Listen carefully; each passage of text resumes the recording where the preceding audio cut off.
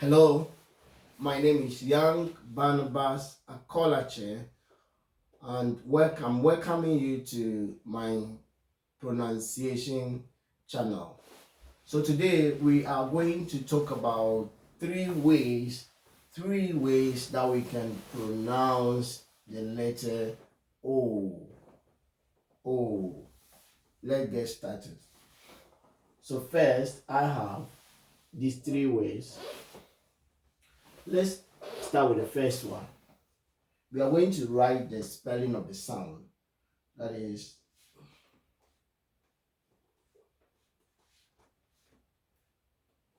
let me get my colors right. And that is, we're going to have O, Re, orange. So if you look at the word orange, we'll realize that our O makes the sound O, as in orange, O. Or alternatively, we can represent with this symbol. The next word is road. Road. Let's write down the sound, the spelling of the sound. That is O D, road, road.